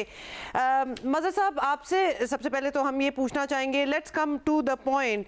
कल मुस्तफ़ा कमाल साहब का ये कहना कि कराची के मसाइल का एक ही हल है और इसे वफाक का हिस्सा बना दिया जाए, how do you feel about that? ये गुस्से के आलम में ये बात हुई होगी या फिर इस तरफ सीरियसली सोचा जाना चाहिए, क्योंकि कराची के हालात तो सामने है सारों के? शुक्रिया हुमा और अब्दुल्ला। देखिए, सबसे पहले तो मतलब अफसोस होता है और बदकिस्मती है कि हमें इस बात पे शर्मिंदगी भी नहीं होती। अभी लाशें ही पूरी नहीं निकली हैं कि हमने सियासत शुरू कर दी। बड़ा अच्छा होता कि ये वफाकी और सूबाई वज़रा और ये जमातें, इनके लीडरान उस जगह पे 24 घंटे मौजूद होते और लोगों के साथ मिलकर ये सारी ग्रीवेंसेस जो हैं। और सबसे पहला काम क्या है? पहले तो आप ये देखें कि सारी लाशें जो भी हैं, जितने लवाहिकीन हैं उनको तसल्ली दें, उनकी सारा जो प्रोसेस हो रहा है उसको कंप्लीट करें। ये सियासत तो होती रहती है। बदकिस्मती क्या है कि वफाकी हुकूमत और सूबाई हुकूमतें लड़ाई लड़ रही हैं। वफाकी वज़रा और सूबाई वज़रा जो है लड़ाई लड़ रहे हैं और वो वहाँ औरतें और बच्चे और उनके ख़ानदान जो है अपने प्यारों की तलाश कर रहे हैं। यानी हमें इस चीज़ को सोचते भी नहीं हम कि अभी तो भाई मसला इंसान है, अभी तो गुल प्लाजा का मसला है, अभी 18वीं तरमीम का मसला नहीं है, अभी ये सारी बातें होती रहेंगी। इस वक्त तो वहां पहुंचे, उनके साथ बैठें, उनके साथ मसाइल को हल करें, वो जो भी उनकी तसल्ली है उसको तसल्ली दें। वहां तो मौजूद हों, आप उनको ताज़ियत करें और जो जिंदा बच गए हैं उनके कारोबार के लिए उनके कारोबार के लिए क्या प्लान है, क्या मदद है, मतलब अनाउंसमेंट्स तो हो रही है ना कारोबार के लिए, तो कुछ थोड़ा बहुत तो टोकनिज्म ही आप अगर कहना चाहें। एक सेकंड देखिए हुमा और अब्दुल्ला, कराची के मिडिल क्लास का और वैसे जनरली मिडिल क्लास का मसला ये है कि उसे मरने से ज्यादा जीने की फिक्र होती है। वो तो टूटी हुई बसों में भी ट्रैवल करता है, उसके पास जो मोड ऑफ ट्रांसपोर्ट होती है उसमें ट्रैवल करता है, वो मोटरसाइकिल लाखों की तादाद में मोटरसाइकिल में ट्रैवल करता है। आप कराची के जितने शॉपिंग सेंटर्स उठा लें, मैं उन शॉपिंग सेंटर्स की बात कर रहा हूं जहां ज्यादातर मिडिल क्लास और लोअर मिडिल क्लास के लोग जाते हैं। आप ये गुल प्लाजा हो गया, आपको फिक्र ये होनी चाहिए कि कोई दूसरा गुल प्लाजा ना हो जाए। ट्रू। और इसका मसला वफाक और सूबाई हुकूमतों का मसला नहीं होता। ये जो सियासत की जा रही है, इस वक्त जो सियासत की जा रही है, हर चीज की एक टाइमिंग होती है, एक वक्त होता है। ये मसला एक तरीके से ये मसला हल हो जाए। यहाँ उनके जो भी अब बदकिस्मती ये है कि इस वक्त बिल्कुल भी उम्मीद नहीं है कि कोई भी जिंदा बचा होगा। जाहिर है 1 हफ्ते से ज्यादा हो गया है। तो असल चीज ये कि एक मर्तबा इसको तो सॉर्ट आउट कर लें। असल मसला तो ये मजहर साहब जो कुछ चीज दफनाने के लिए मिल जुडिशियल कमिशन ना बना, जुडिशियल कोई चीज कमीशन बना दफनाने दें के लिए मिल जाए। अभी तो लोग ये पता है कि क्या होना है, अल्टीमेटली क्या होना है, अल्टीमेटली कुछ नहीं होना। ये आपके पास आएंगे बैरिस्टर राजा खलीक साहब हमारे साथ मौजूद हैं। बैरिस्टर साहब, आप विफाक के नुमाइंदे हैं। विफाकी वजीर साहब ये कह रहे हैं इस मौके पर, जब लिटरली लोगों ने अपने प्यारों को दफनाया तक नहीं है, उनकी बाकियात नहीं मिल रही हैं। मतलब अगर 88 है तो 21 का गैप तो वहीं पे है, सिर्फ 67 के रिमेन्स मिले, बाकी 21 कहाँ से मिलेंगे नहीं मिलेंगे। हम अब खुदा न खास्ता अपने ऊपर रख के सोचें तो रोंगटे खड़े हो जाएं। मतलब सोचिए कि क्या ऐसे वक्त में ये सारी गुफ्तगू होनी चाहिए थी जो इन मौज़ूआत को लेकर इस वक्त में हो रही है? बिल्कुल नहीं होनी चाहिए थी। ये कोई हादसा सानेहा, अलमिया, कारकर्दगी पे सवालिया निशान, लोगों की आहें, सिसकियां, ये सब हम देख रहे हैं। लेकिन इस माहौल में इसमें कोई दो राय नहीं है कि सियासी पॉइंट स्कोरिंग के लिए बाकी वक्त पड़ा है। अभी रेस्क्यू, रिहेबिलिटेशन, इस पे ज्यादा तवज्जो होनी चाहिए, इसमें कोई शक नहीं है। लेकिन ये लड़ाई वफाक या सूबे के दरमियान नहीं है। मुस्तफ़ा कमाल साहब जरूर वफाकी वजीर हैं, लेकिन ये कराची में रहने वाले लोग और जो सियासत को समझते हैं वो सब जानते हैं कि बुनियादी तौर पर ये लड़ाई पाकिस्तान पीपल्स पार्टी और MQM के दरमियान है। यहाँ पे वो काफी अरसे से है, वो एक दूसरे पे तनकीद गवर्नेंस को लेकर, इशूज को लेकर करते रहे हैं। हमारे इत्तेफाक से दोनों इत्तेहादी हैं, हमें दोनों के लिए एहतराम है, हम दोनों के मैंडेट का एहतराम करते हैं। अभी भी जो मुस्तफ़ा कमाल साहब ने कहा है कि कराची को वफाक के हवाले कर दिया जाए, बिल्कुल वफाक नहीं चाहता कि कराची उसके हवाले हो, या ये कोई मसाइल का हल नहीं है। इस वक्त मोहतरम वजीर आजम की पूरी तवज्जो इस बात पर है कि कराची ने यहाँ पे बोल्टन मार्केट सान्या देखा, बल्दिया फैक्ट्री सान्या देखा, आए दिन यहाँ पे बिल्डिंग्स में आग लगती रही, वकला को जिंदा जला दिया गया इस शहर में बिल्डिंग्स के अंदर। तो आने वाले दिनों में अब ये चीज ना हो, उसके लिए दो चीजें बड़ी अहम है जिस पर वफाक ने जोर दिया है। और मोहतरम वजीर आजम ने जब सूबे के वजीर आला से बात की, उसमें भी उन्होंने ये बात कही कि वफाक आपको अपनी एक्सपर्टीज, अपनी सर्विसेज, अपनी जो ताउन है वो देने के लिए तैयार है। आप ऐसे इकदामात उठाएं कि आने वाले दिनों में इस तरह के वाकयात पेश ना आए। अभी मजहर अब्बास साहब ने बिल्कुल सही बात की कि हम किसी और गुल प्लाजा का वेट कर रहे हैं क्या। तो इस हवाले से वफाक चाहता है कि एक मजबूत, मरबूत और बाइख्तियार इदारा कराची में कायम हो, जिसमें तमाम इदारों की आपस में कोऑर्डिनेशन भी हो, उनको फंड्स की कमी भी ना हो, और फिर वो 4 R's पे काम करे। नंबर 1 रेस्पॉन्स बड़ा क्विक होना चाहिए। नंबर 1 R है रेस्पॉन्स, फिर है रेस्क्यू, फिर है relief and then rehabilitation.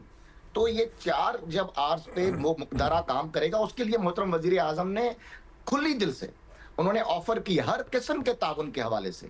Even हम मजीद फंड्स दरकार होंगे तो वफाक फंड्स देने के लिए भी तैयार है। लेकिन अब बहुत हो गया, इनफ इज इनफ। अब फिर कोई दोबारा गुल प्लाजा ना हो। एक तो ये इदारा, दूसरा when you say enough is enough, तो क्या इसके बाद आपका क्या प्लान है? मतलब मुस्तफ़ा कमाल साहब ने भी तो यही कहा ना कि इनफ इज़ इनफ। वो कह रहे हैं कि वफाक के अंडर दे दें। तो क्या वफाक सोच रहा है या ये MQM की सिर्फ तजवीज़ है, या वफाक ने सिर्फ टेस्ट किया है चूँकि उनका मुतालबा है? मतलब अभी इसमें वज़ीर आज़म का कोई मशवरा शामिल नहीं है इस मुतालबे में, राइट और रॉन्ग? Exactly right. वजीर आजम देखें, हम सिंध के लोगों की मर्जी, मंशा और उनकी राय का एहतराम करेंगे। सिंध के लोगों ने मेजॉरिटी में जो मैंडेट दिया है वो पाकिस्तान पीपल्स पार्टी को दिया है। इसी तरह सिंध के शहरी इलाकों में कहीं कहीं MQM को भी मैंडेट हासिल है। लिहाजा MQM का मुतालबा उसको आइन के मुताबिक परखा जाएगा कि क्या आइन में इसकी गुंजाइश है या नहीं है। इस वक्त देखें, आइन में किसी सूबे में इमरजेंसी नाफिज करना, गवर्नर राज लगाना या किसी इलाके को वफाक के अंडर में ले आना, उसका एक पूरा मैकेनिज्म मौजूद है। वो इस तरह नहीं है कि किसी एक बिल्डिंग में आग लग जाए तो आप उसको जवाज बनाकर उस पूरे शहर को वफाक के हवाले कर दें। हाँ, लेकिन उन्होंने एक और बात कही है। देखें, मैं जहां तक समझा हूं मुस्तफा कमाल साहब की बात, वो बुनियादी तौर पर ये कहना चाह रहे हैं, वो ये पीपल्स पार्टी की हुकूमत पे प्रेशर डालना चाह रहे हैं कि आप लोग कॉम्पिटेंट नहीं है, वफाक ज्यादा कॉम्पिटेंट है, वफाक ज्यादा एफिशिएंट है, वफाक लेकिन अभी इस सामने से पहले राना सना साहब से हमने एग्जैक्टली यही पूछा था, वो कह रहे थे कि हमें तो पीपल्स पार्टी की परफॉर्मेंस पे कोई एतराज़ नहीं है। सो क्या एतराज़ है वफाक को या सिर्फ एमक्यूएम को एतराज़ है? प्रॉब्लम क्या है हमारी? वी कैन, ये सारी बातें back and forth at the helm of a tragedy तो हो ही रही है and timing is wrong, we understand, लेकिन यहाँ कराची को बेहतर होने में विलिंगनेस की प्रॉब्लम है, फंड्स की प्रॉब्लम है, प्रायोरिटी नहीं है। मतलब कल परसों से हम उस ऑडिट रिपोर्ट की बात कर रहे हैं जो कि 2 साल पहले से अपेरेंटली दी हुई थी, सीएम के पास कभी पहुंची नहीं, किसी ने उसका पता भी नहीं किया, तो प्रायोरिटी तो हमें इधर ही नजर आ गई। हमारा कोर इशू क्या है इधर सिंध की ये गवर्नेंस में और परफॉर्मेंस में? देखिए मैं बताऊं कोर इशू क्या है। कोर इशू है कैपेसिटी, जो प्रॉब्लम है कैपेसिटी, कॉम्पिटेंस एंड करप्शन। अच्छा, अब ये तीनों चीजें आपको विफाक में भी नजर आएंगी और सूबे में भी नजर आएंगी। कराची का सबसे बड़ा सालों साल से इशू क्या है? जो ग्रोथ, जो पॉपुलेशन की एक्सपेंशन है। आप ये जो सेंसस होता है जो हमारे मुल्क में, ये कौन कराता है? ये विफाक कराता है ना। आज तक बता दें मजमूई तौर पर सिंध और खुद कराची जो उसका दारुल खिलाफा है, क्या कभी भी एमक्यूएम समेत कोई सेटिस्फाई हुआ है सेंसस से? जब नहीं हुआ तो आप अगर विफाक के हवाले कर देंगे तो क्या सारी चीजें बेहतर हो जाएंगी? क्या विफाक में बहुत कॉम्पिटेंस लोग बैठे होंगे? क्या कैपेसिटी इशू विफाक में नहीं है? वो विफाकी लोग, इशू ये नहीं है, इशू बेसिकली बैड गवर्नेंस का है। अब आज ही मैं पढ़ रहा था, कल चीफ मिनिस्टर ऑफ सिंध जो है वो सेफ सिटी प्रोजेक्ट के पहले फेज का वो कर रहे हैं, जो रेड जोन और एयरपोर्ट कॉरिडोर। ये 2010 का मंसूबा है, ये 2010 में बनना था सेफ सिटी प्रोजेक्ट। 15 साल हो गए। इस्लामाबाद में बन गया $150 मिलियन से, लाहौर में बन गया तकरीबन इससे ज्यादा कुछ मिलियन डॉलर से। वही कराची का मंसूबा भी था, कराची का मंसूबा नहीं बना। क्या वजह है कि ये जो चीजें हैं इस वक्त, अब सिर्फ गुल प्लाजा का ही अगर मैं वाकया देखूं, इसके साहब एक बात बताइएगा, पीपल्स पार्टी के चेयरमैन बिलावल भुट्टो जरदारी साहब को, जाहिर है वो पार्टी के सरबराह हैं, वजीर आला नहीं बने तो उनकी ख्वाहिश यही है कि वजीर आजम बनेंगे कभी। वो कैसे बनेंगे व्हेन डज ही और the party does not understand कि Karachi has to become better to sell it to the audience, to the country. मतलब या उन्हें फ़र्क नहीं पड़ता या वो सिंध में अपना जो वोट जितना हासिल करते हैं उससे वो मुतमईन है। मतलब अगर he has to go to Lahore, go to Faisalabad and go to Peshawar and ask people कि मुझे वोट दें, देखिए कराची मैंने कैसे तब्दील कर दिया, तो ये बात आपको क्या लगता है उनके मुशीरान उन्हें समझा नहीं पाते हैं या उन्हें क्यों नहीं सूट करता कराची का एक रोशन, खुशहाल, खूबसूरत चेहरा? उसकी वजह यह है कि बिलावल भुट्टो हों या दूसरे लोग हों, देखिए ये ट्रैवल करते हैं बड़ी बड़ी गाड़ियों में, और कराची की जो सड़कें हैं ना वो छोटी गाड़ियां अफोर्ड नहीं कर सकती। प्रॉब्लम कराची की ये है कि इस वक्त अगर मैं सिर्फ फिर इस वाक़े पे कॉन्सेंट्रेट करूंगा, आप देख लें कि अगर सड़कें अच्छी होती, अगर फायर ब्रिगेड जो बिल्कुल सदर में है वो फुली इक्विप्ड होता, अगर ट्रैफिक का फ्लो होता तो यही चीज बहुत जल्दी हो जाती। अगर एम्बुलेंस सर्विस का एक बड़ा जाल होता तो आपके, और गवर्नमेंट हॉस्पिटल, और ये आज की बात नहीं है अब्दुल्ला और हुमा, सिंध में एक बंस वार्ड है, पूरे सिंध में एक प्रॉपर बंस सरकारी अस्पताल की बात कर रहा हूं आप। और इनसे ऐसा नहीं है कि इनसे बात नहीं होती रहती है। अब्बासी शहीद हॉस्पिटल, जिना हॉस्पिटल, आप लियारी जनरल हॉस्पिटल, आपका सिविल हॉस्पिटल, आप इनके जाके ओपीडीज देख लें, इनके जाके आप हालत देख लें। आप, हम मिसालें देते हैं, आप पूरे सिंध में अगर बंस वार्ड्स बनाएं, क्योंकि ये इशू जो होते हैं, चाहे एक्सीडेंट हो, चाहे बॉम्ब ब्लास्ट हो, चाहे आग लग जाए, पहला जो वो होता है वो ये कि एक अच्छा बंस वार्ड का मसला ये होता है बंस, क्योंकि अगर आपका जिस्म जल रहा है तो सबसे ज्यादा तेजी से इन्फेक्शन फैलता है। इसलिए आपको ऐसी जगह पे रखना होता है कि जहां आपको हर तरीके से प्रोटेक्ट किया जा सके। कराची में आप सोचे कि कितने वाकयात हुए जलने के, कराची और के अभी तो हर ये डिस्ट्रिक्ट में ये proper सारे लोग bond जल के होना मर चाहिए। गए, अगर ये जख्मी होते तो इनका इलाज करना एक चैलेंज बना हाँ, हुआ वो होता। इन इटसेल्फ एक चैलेंज होता। बहुत ही मतलब डिप्रेसिंग ये पिक्चर जो सुनने में है। कितनी इनसेंसिटिव बात लगती है, लेकिन ये तो दुनिया से चले गए। लिटरली अगर बर्न्ट होते और जख्मी होते तो इनका इलाज कैसे हो रहा और होता ये हर बड़े जगह? मौके थे और हैं भी कि बेहतरी कराची में लाई जा सकती थी, और फॉर सो मेनी रीजंस, जिस तरह अब्दुल्ला आप भी मेंशन कर रहे हैं। चले अपनी खातिर ही कर लें कि कल को हमारा ज़रा वोट बेस जो है वो बढ़ेगा, बेहतर होगा। खलीक साहब, ये बताइएगा कि अगर ऐसी बातें हो रही हैं कि जी वफाक को ही कंट्रोल करने दिया जाए या फिर वफाक से मदद ली जाए, इश्यूज तो हमारे गवर्नेंस के हैं बेसिकली इधर, क्या मदद मिल सकती है वफाक से? या जो MQM का मुतालबा है, क्योंकि कराची एक मल्टी एथनिक सिटी है, यहाँ पे एक्चुअली निचली सतह तक मकामी हुकूमतों को इख्तियारात पहुँचाना, वो तो फिर 18वीं तरमीम वाली बात पे हम वापस चले जाएंगे। इस पे एक्चुअली कोई है पेशरफ्त कि हाँ जी बा इख्तियार और वसाइल से बेसिकली वफाक में कराची के हवाले से कुछ सोचा जा रहा है कि नहीं सोचा जा रहा? जी देखें, मैं आपको अर्ज करूं कि गवर्नेंस के इश्यूज बिल्कुल आपने दुरुस्त फरमाया, वो हैं सिंध, ओवरऑल सिंध में, सिर्फ कराची में नहीं। कराची तो सिंध का दारुल हुकूमत है, लेकिन सिंध के बाकी अजला में भी हैं। और गवर्नेंस के इश्यूज के हवाले से यहाँ पे सिंध के लोगों में एक और बेचैनी पाई जाती है। मैं सडनली वेरी सेकंड डे, जब रात को आग लगी गुल प्लाजा में, मैं वहाँ जब पहुंचा, लोग जो लवाहिकीन थे और तमाम लोग मुतासरीन वो बाहर खड़े थे, जिनके प्यारे अंदर जल रहे थे। मैं सच्ची बताऊं, मेरे पास वीडियोज हैं, मैंने वो जानबूझ के सोशल मीडिया पे नहीं लगाई। लोग कह रहे थे कि काश शहबाज शरीफ की हुकूमत यहाँ होती, काश मरियम नवाज होती। एक लड़के ने मुझे कहा, जिसकी माँ अंदर थी, उसने मुझे कहा कि मुझे मरियम नवाज चाहिए यहाँ पर। लोगों के जज्बात थे, क्यों कि लोग कंपेयर कर रहे हैं अब कि पंजाब में गवर्नेंस उनको थोड़ा बेहतर लग रही है, वहां लग रहा है कि वहां पे चीफ मिनिस्टर नजर आ रही हैं हर जगह पे। यहां पर भी होना चाहिए, इसमें कोई शक नहीं है। लेकिन देखें, बहरहाल ये एक जमहूरी मुल्क है, इसमें लोग जिसको वोट देंगे वही सूबों में हुकूमत बनाते हैं। हमारे लाख इख्तिलाफात आपको पता है PTI की हुकूमत के साथ हैं, KPK में उनकी हुकूमत है। आज तक हमने वहां गवर्नर राज नहीं लगाया, हालांकि गवर्नर राज के तमाम लवाजमात वहां मौजूद हैं, लेकिन फिर भी नहीं लगा रहे, क्योंकि हमें वोट का एहतराम करना है, जमहूरी प्रोसेस को आगे लेके चलना है। वफाक कराची के बारे में बहुत सीरियस है। पूरे पाकिस्तान में वाहिद शहर कराची है जहां 100% वफाकी फंडेड प्रोजेक्ट्स लगे हुए हैं। राना जिसमें एक सनाउल्लाह ग्रीन ने लाइन पिछले हफ्ते कहा था कि हम तो मुतमईन हैं पीपल्स पार्टी की परफॉर्मेंस से, वो तो एक ये सानिया हुआ, उसके बाद नहीं हमने पूछा उनसे। देखें, राना साहब मुतमिन है, हुकूमत मुतमिन है, इससे कोई फर्क नहीं पड़ता जब तक कि सिंध के अवाम मुतमिन ना हो। ठीक है जी, बहुत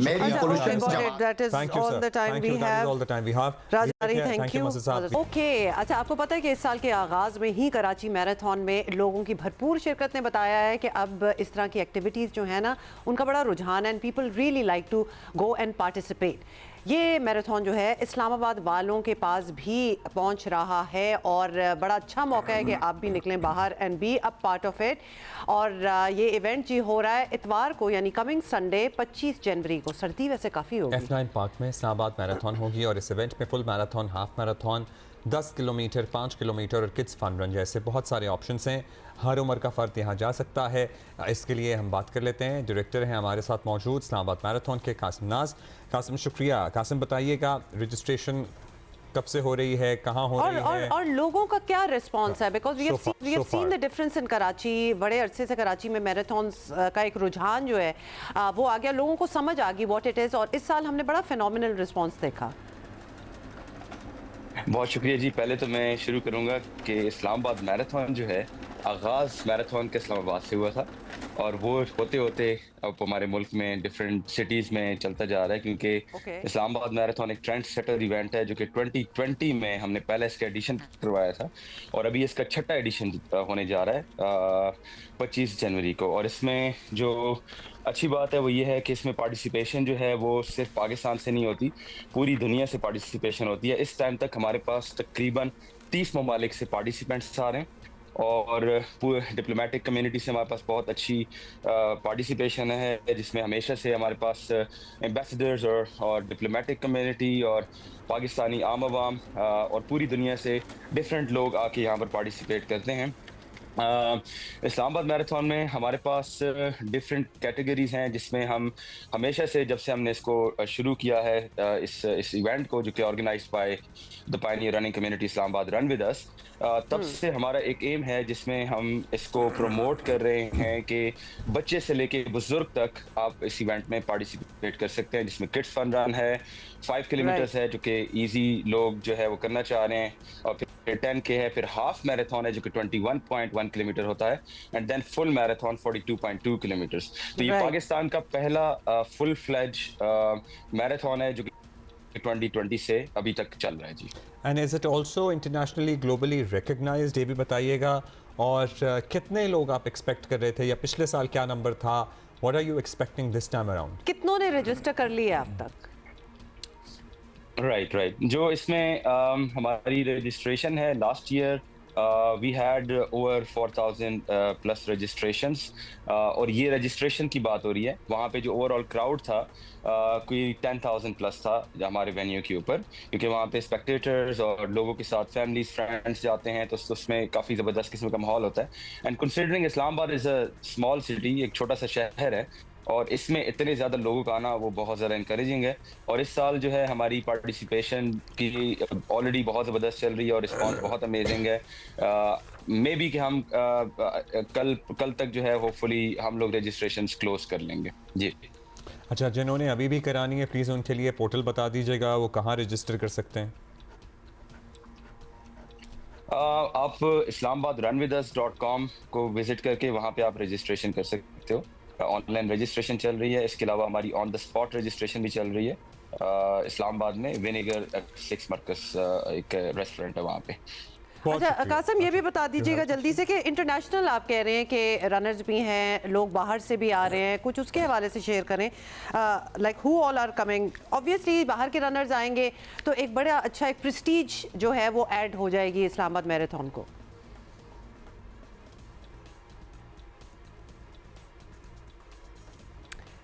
कासिम, आपको हमारी आवाज आ रही है?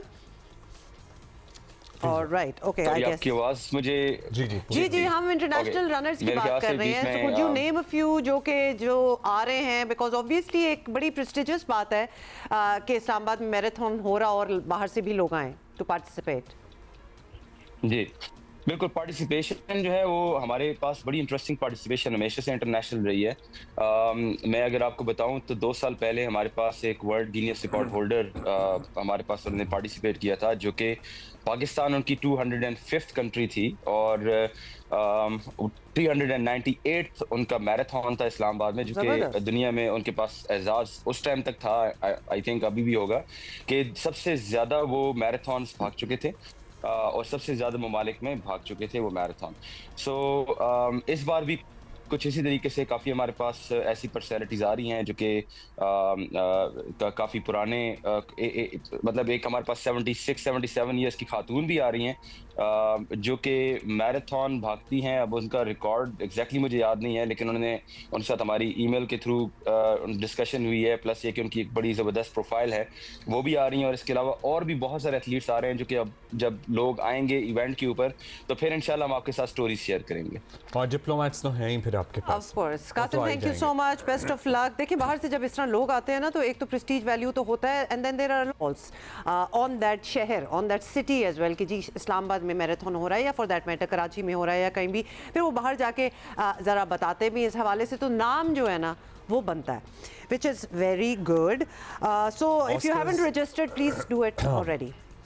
अच्छा जी, ऑस्कर्स के बारे में हम बता दें तो ऑस्कर्स के बारे में हम आपको बता रहे हैं कि माइकल बी जॉर्डन की वैम्पायर थ्रिलर फिल्म जिसका नाम है सिनर्स, उन्होंने ऑस्कर्स की तारीख में नया रिकॉर्ड कायम किया है, और ये करते हुए क्या किया है, एक ही साल में सबसे ज़्यादा 16 नॉमिनेशंस जो हैं हासिल कर लिए। नहीं मैंने अभी वो नहीं देखी, लेकिन अगली जिसका हम जिक्र कर रहे हैं वो मैंने देखी है, और मुकाबला है बाय द वे सिनर्स का विद दिस मूवी जो कि है one battle after another.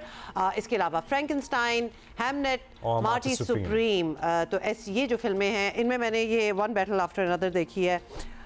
Very good, तो लिहाजा वो आप देख सकते हैं। टिमोथी शामिल है, जीत चुके हैं ऑलरेडी, गोल्डन ग्लोब जीता है। तो जब आपको पता है कि गोल्डन ग्लोब जब जीत जाते हैं ना तो बड़े चांस बन जाता है कि ऑस्कर भी उन्हीं को मिलेगा।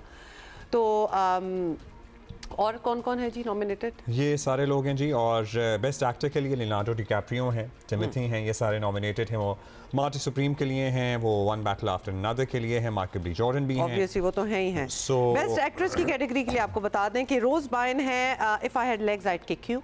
ये वैसे मूवी भी बड़ी इंटरेस्टिंग है, आप देख सकते हैं। उसके लिए वो नॉमिनेट हुई हैं। केट हडसन हुई हैं सॉन्ग ब्लू, ये मैंने नहीं देखी वैसे, हालांकि मैं काफ़ी जल्दी देख लेती होती हूँ ऐसी मूवियाँ। और एमा स्टोन की है बेगोनिया, ये भी नहीं मैंने देखी। तो ये सारे नॉमिनीज़ हैं। मज़ा तब आता है if you are a film buff और आपको शौक है तो ऑस्कर से पहले ही सारी ये जो कुछ चंद मूवीज़ हैं ये आप देख लें और अपना एक ओपिनियन जो है वो कायम कर लें। तो जिनको अवार्ड मिले वो देख लें, उसके बाद वो वाली देख लें। नहीं पर मज़ा आता है ना देखने में, बिकॉज आप खुद सोचते हैं कि नहीं इसको मिलना चाहिए या उसको मिलना चाहिए।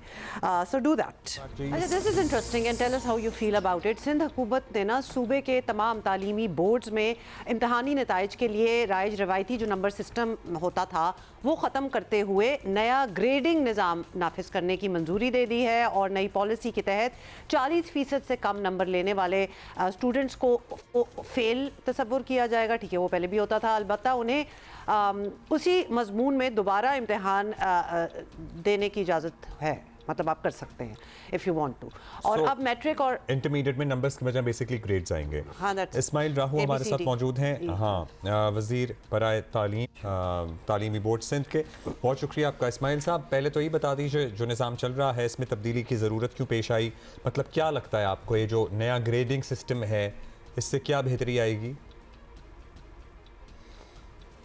जी, मुल्क भर में नए ग्रेडिंग सिस्टम के को राइज करने हम जा रहे हैं और उसकी ज़रूरत इस वक्त इसलिए पेश आई कि मौजूदा सिस्टम में कई मसाइल सामने आ रहे थे, जिसमें सबसे बड़ा मसला हमें A1 ग्रेड की में आ रहा था, जिसकी रेंज तकरीबन 20% से ज़ायद थी, जिसमें मयार की पहचान भी मुतासर हो रही थी। और फिर जो नया सिस्टम हम ला रहे हैं उसमें तलबा को, तालिब इल्मों को हम चाहते हैं कि वो नंबर गेम से बाहर होके अपनी तवज्जो मरकूज़ करें सीखने और तैलीम पे, ताकि वो जो बैनुल-अक़वामी मयार हैं उसके मुताबिक आ सके। और फिर इसका मकसद नए सिस्टम को लाने का एक ये भी है कि उसको हम अलाइन करना चाहते हैं, जो इंटरनेशनल स्टैंडर्ड्स हैं उनके मुताबिक लाना चाहते हैं। और फिर ये कोई फ़ैसला एकदम नहीं हुआ है, ये मुसलसल 3 सालों से इस पर वर्किंग हो रही थी। हमारी पूरे पाकिस्तान के जो बोर्ड्स हैं उनकी एक इंटर बोर्ड्स कोऑर्डिनेशन कमेटी बनी हुई है, जिसके कई इजलास हुए और जिन्होंने ये तजावीज़ मरतब की। और फिर आखिरकार 3 साल के बाद ये तजावीज़ जो हमारी बैनल सूबाई एक वज़रा कॉन्फ्रेंस है जिसमें कोऑर्डिनेशन कमेटी है, उस कॉन्फ्रेंस में ये बैनल सूबाई वज़रा कॉन्फ्रेंस में ये तजावीज़ आई, जिसके बाद उनकी मंजूरी दी गई और जिसके बाद ये फैसला हुआ कि उनको तमाम सूबों बशमूल जो है वो फेडरल गवर्नमेंट के जो बोर्ड है उसमें राइट किया जाए। अच्छा, तो ये तो आपने अच्छी तरह समझा दिया। अब ये सिस्टम क्या सूबे भर के बोर्ड्स के लिए होगा या पहले महदूद जगह पर शुरू करके देखेंगे हाउ इट वर्क्स?